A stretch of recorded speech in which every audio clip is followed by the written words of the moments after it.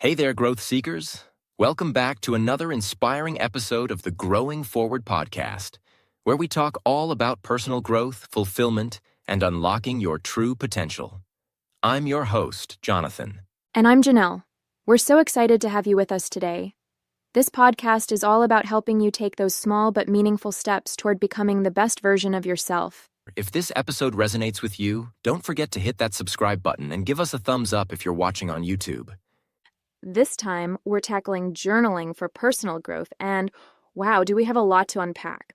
But for me, it's not just the how-to of journaling that's interesting, it's more like, why has this been such a thing for, centuries, really? It's definitely way more than just a fad. You know, when you look back, it's amazing to see journaling pop up throughout history. Right. You've got Roman emperors like Marcus Aurelius and those meditations he wrote. And even before that, you had like Seneca and other philosophers using journaling to deal with tough times. And speaking of tough times, wouldn't you say that connects to one of the biggest benefits people talk about with journaling today? Mental clarity. Let's face it, we're all kind of drowning in information these days. Could journaling be a way to, come up for air? Definitely. A lot of the sources we looked at actually describe it as a way to declutter your mind. You're not just venting, you're trying to make sense of it all. It's like hitting pause on all the crazy stuff happening around you. Okay, so less overwhelm, I get that. But how does journaling help with building resilience? That's something those Stoic philosophers were all about, right? Well, the sources point out that the Stoics used journaling to actually work through their struggles. Looper. They were trying to build up mental toughness. By thinking back on their challenges, they figured out how to learn from them, maybe anticipate stuff coming up, and just get better at handling whatever life threw at them. So it's not just feeling better in the moment, it's more about getting equipped to deal with wherever. Yeah, exactly. And here's something really interesting, but a few sources suggest, looking back at your old journal entries, see if there are any patterns in your thoughts and behaviors. It's kind of like holding up a mirror to yourself, So instead of just writing down what happened, you try and understand why you reacted the way you did. Exactly. And that kind of self-awareness can help you break those bad cycles and make better choices. That's powerful stuff. But I'd admit, getting started with journaling can be kind of scary. Like staring at that blank page, can feel like a lot of pressure. Any advice from the sources on how to get over that? They actually emphasize that you don't have to write a novel every day. Starting small, even one sentence or thought, can still be really helpful. The important thing is to be consistent, not write a ton. That actually makes me feel better. I often put off journaling because I feel like I need a whole hour to get it right. Yeah, a lot of sources recommend finding a time and place that works for you and sticking with it. Make it part of your routine, even if it's just a few minutes. And don't be afraid to, try different formats, bullet points, just free writing, even those structured prompts. Yeah. You got to find what works for you. I really like the idea of different approaches, especially those commonplace books. You're not just writing about yourself, but collecting quotes, ideas, observations from all over the place. It's like building your own personal wisdom library. That's a great way to put it. You're picking and choosing the best stuff from books, articles, even just conversations. So on the topic of different approaches, what about philosophical journaling? The kind inspired by the Stoics? It sounds a little intimidating, to be honest. I know what you mean. It might seem daunting at first, but it's really about thinking about your values. Okay. What matters most to you? What kind of person do you want to be? The bigger questions in life. We don't always make time for that stuff, but journaling gives you that space to think about it.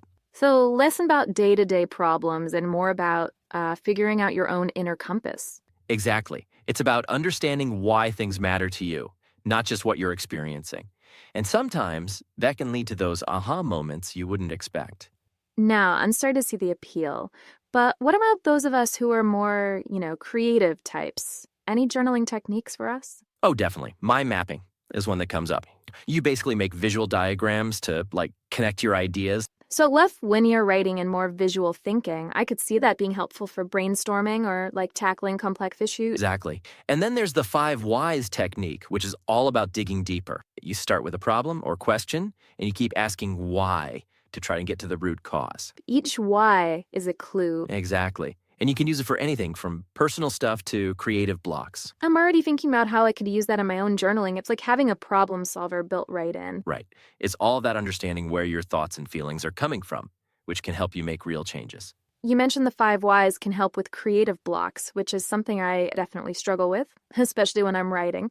Any other tips from the sources on how journaling can boost creativity? Yeah, this is one source, and they talked about using journaling prompts to spark new ideas. Like not really simple stuff. What if, or if I could do anything, just something to get you thinking outside the box. I see, or giving your imagination a little nudge like that. And then another interesting point was about capturing those fleeting thoughts you have throughout the day, those little bursts of inspiration. Oh, yeah. But they can vanish so quickly if you don't write them down. Your journal's like a net. Catch all those ideas before they disappear. Makes sense. I can't tell you how many times I've had what I thought was a brilliant idea while I'm like walking the dog or doing the dishes, and then poof, it's gone. I need to start carrying a notebook with me everywhere. That's a great idea. Even just a few keywords can be enough to jog your memory later. But it's not just about capturing the ideas, it's about giving them space to, develop. Okay, so how does journaling do that? Help those creative seeds grow, I mean? Well, it encourages you to play with the ideas, to experiment without, judging yourself. Just write freely, make connections, and see where your thoughts take you. It's your own private lab for creativity. So much safer than, sharing your ideas publicly before they're ready. Exactly. And several sources actually highlighted that just the process of writing itself can spark new connections and insight. When you write, you're engaging different parts of your brain, tapping into memories and emotions and all sorts of stuff that can fuel your creative fire. It's like having a conversation with yourself on the page, and those conversations can lead to some pretty unexpected places. Exactly. And don't underestimate the power of going back and reading those entries later on. You never know, an idea you had weeks, months, even years ago could suddenly spark something new. It's like planting seeds in a garden and then coming back to see what's blossomed. That's a great way to put it. And remember that pattern recognition we talked about earlier? That can apply to creativity too. When you look back at your journal, you might start to notice themes or motifs that keep popping up in your work. Oh, wow. So it's like getting a glimpse into the subconscious patterns that shape your creative expression. That's fascinating. But can journaling help with more practical problems too? Absolutely. Quite a few sources talked about how journaling can actually improve your problem-solving skills. Forces you to really think things through and articulate the issue clearly. Like talking it out with a friend, but on paper. Exactly. And since you're not, in the heat of the moment, you could look at the problem more objectively. Right. One source called it creating mental distance. So it's not just venting, it's about actually analyzing the situation and coming up with potential solutions. Exactly. And remember that whole pattern recognition thing. That can be really helpful for problem solving too. It can help you see if you're, falling into the same traps or making the same mistakes over and over again. Oh, that's so valuable. It's like having your own personal coach pointing out your blind spots. It's all about becoming aware of your patterns, both good and bad, so you can make better choices. This brings me to another area where I think journaling could be really beneficial. Emotional intelligence. A few sources mentioned it, but I'd love to dig a little deeper. Sure. When you put your feelings into words, you're not just expressing them, you're actually becoming more aware of them. Like the act of writing brings them to the surface, so you can examine them more closely. Like holding them up to the light and seeing them from different angles. Exactly. And as you start to understand your own emotions better, you also develop more empathy for others. Okay. You start to see how your emotions affect your actions, which is crucial for healthy relationships. If a journaling becomes a training ground for emotional intelligence, you're practicing self-awareness, empathy, all those important skills. Exactly. And the sources also pointed out that journaling can help you come up with better ways to deal with difficult emotions. Instead of just pushing them down or avoiding them, you're learning to process them in a healthy way. So it's not about getting rid of negative emotions. It's more about learning how to deal with them in a constructive way. Exactly. It's all about building that emotional resilience. Okay, so we've talked about how journaling can boost creativity, improve problem-solving skills, even increase emotional intelligence. But with all these different benefits and approaches, it's hard to know where to begin. Is there a right way to journal? It's kind of like choosing the right tool for the job. There's no one-size-fits-all. It really depends on what you need and what you're hoping to get out of it. Yeah, I'm feeling a little overwhelmed by all the options. Any suggestions for how to, narrow it down? One source suggested starting with a simple question. What do you hope to gain from journaling? Do you want to process your emotions, solve problems, generate creative ideas, explore your inner world? Once you know what you're aiming for, you can choose a format and approach that, fits that goal. Okay, that's a good starting point. For me, I'm drawing to both personal reflection and collecting inspiration from external sources. Can I combine those or should I just pick one? Oh, you can totally combine them. Yeah. It's all about finding what works for you.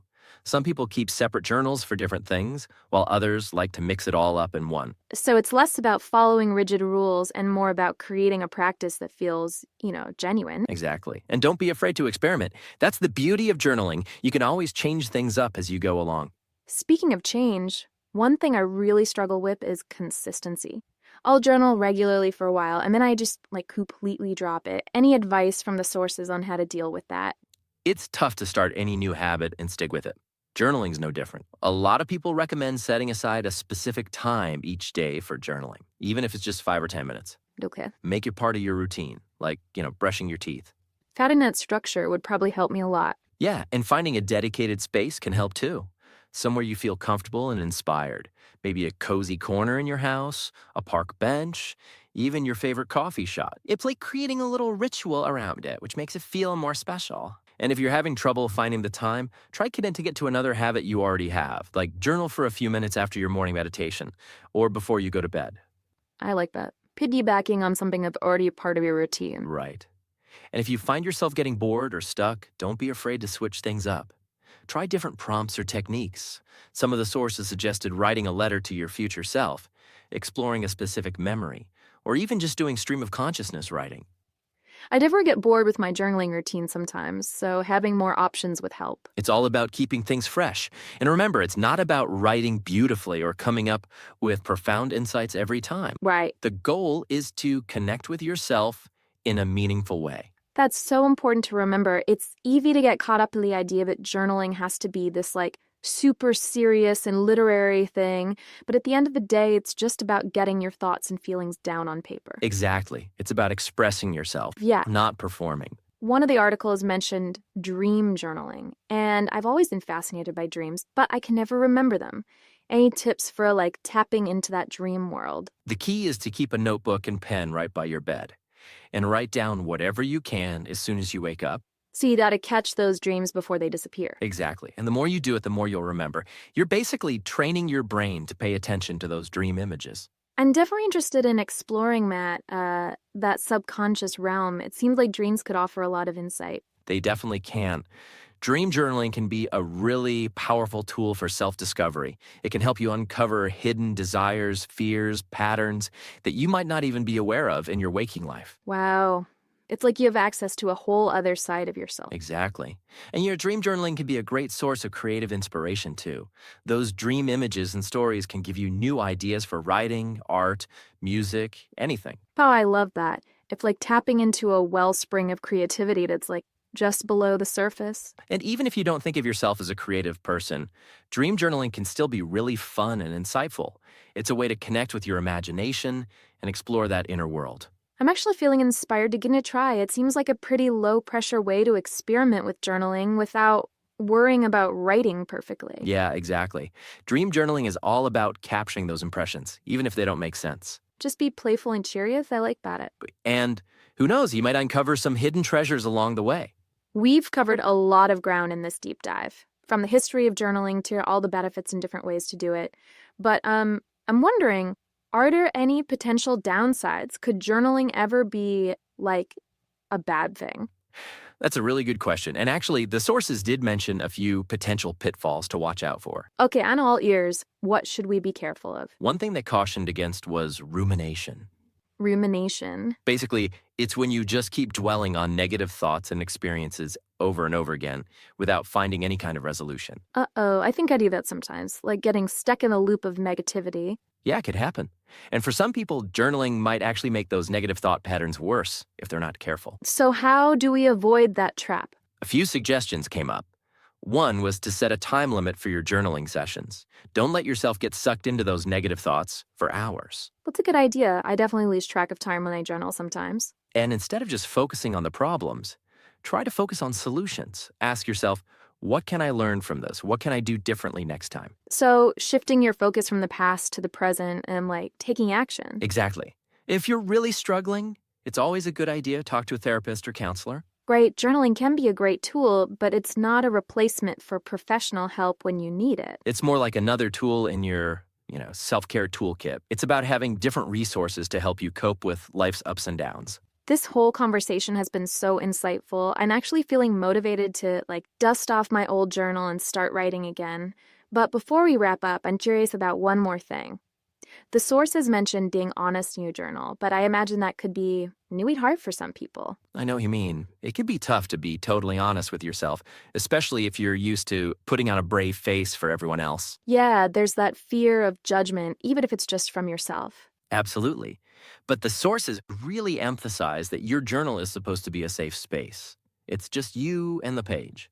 No one to judge you, no expectations. So it's about letting yourself be vulnerable and messy and real. Exactly. And honestly, the more raw and messy your journal entries are, the more helpful they could be for self-discovery. It's like peeling back the layers and seeing the real you without any filters. Exactly. And that's where the magic happens. When you let yourself be seen, even by yourself, that's when real healing and growth can start. That's such a powerful message. It's about embracing everything about yourself, the good and the bad. When you're honest with yourself in your journal, you could start to challenge those negative beliefs and that self-talk that holds you back. So it's about creating a space for self-compassion and acceptance. Exactly. And as you start to love and accept yourself, you can start to offer that same kindness and understanding to other people too. It's like a ripple effect, starting with self-acceptance and then spreading outwards. Right. And the sources also made it clear that being honest in your journal doesn't mean you have to share every single detail of your life. But hey, It's about being truthful with yourself, about how you're feeling, even if you choose to keep some things private. so finding that balance between vulnerability and, keeping some things to yourself. Exactly. It's your journal. You get to decide what you share. That makes me feel better. I think a lot of people get intimidated by the idea that they have to reveal everything in their journal, but it really is about creating a space that feels safe and true to you. Exactly. And as you learn to trust yourself on the page, you might find that you're more comfortable being vulnerable and honest in other parts of your life too. Like practicing authenticity in a safe space and then bringing that into the real world. That's a great way to put it. This whole conversation has been so enriching. I feel like I have a whole new understanding of journaling and how it can help me grow. Yeah, me too. And I think there's still a few more interesting tidbits in these articles. So what are those interesting tidbits you mentioned? Anything we haven't talked about yet? Well, one thing that really jumped out at me was using journaling to achieve specific goals. Hmm. It's not just about general self-reflection, but actually tailoring your journaling to help you grow in certain areas. Okay, I like that. I've always seen journaling as more, free-flowing. But having a specific goal in mind to definitely add some focus, make it more motivating. Exactly. One source called it journaling with intention. They suggested setting a clear goal, improving a skill, breaking a bad habit, or just developing a more positive mindset. Let's say you want to be a better listener. You could have a section in your journal just for that. After conversations, jot down what you think you did, any distractions that came up, and, things you could do differently next time. So it's like turning your journal into a personal development tool. You can track your progress, experiment with different approaches. Exactly. And just the act of writing it down can help cement those changes in your mind. I can also see it as being helpful for cultivating gratitude. It's so easy to focus on what's missing, but journaling could be a way to flip the script. Absolutely. A bunch of sources mentioned the benefits of gratitude journaling. Just writing down what you're thankful for, even small things, can have a huge impact on your well-being. Like training your brain to look for the good stuff, even when things are tough. Right. And it doesn't have to be these huge life-changing things. It could be a warm cup of coffee, a pretty sunset, a kind word from someone, just little things that brighten your day. It's about being present, appreciating the little things. And get this, studies have actually shown that practicing gratitude can rewire your brain, make you more optimistic and resilient over time. Wow, so it's not just a temporary mood boost, it actually had long-term effects. And the sources really stress that no matter what your goal is, consistency is key. That makes sense. Just like any habit, you gotta keep at it to see results. Well, one tip was to make journaling as easy as possible. Keep your journal and pen somewhere handy. Use a journaling app on your phone. Even voice record your entries, if that's easier, whatever works for you. It's all about removing those obstacles so you're more likely to actually do it. Exactly. And if you miss a day or two, don't beat yourself up about it. Just pick up where you left off and keep going. Progress, not perfection, right? Exactly. The most important thing is to create a journaling practice that feels good and that you can stick with. Before we wrap up, I have a little something for our listeners to think about. A little food for thought. Oh, I like that. Lay it on me. Think about a recent experience that brought you joy, a moment of deep connection, or maybe just a spark of inspiration. How could writing about that in your journal help you hold on to those positive feelings and insights? I encourage everyone to explore that and see what they discover. That's a beautiful thought to end on. Thank you so much for joining me on this deep dive into the world of journaling. I feel like we've uncovered some truly valuable insight. It's been a pleasure. Happy journaling, everyone.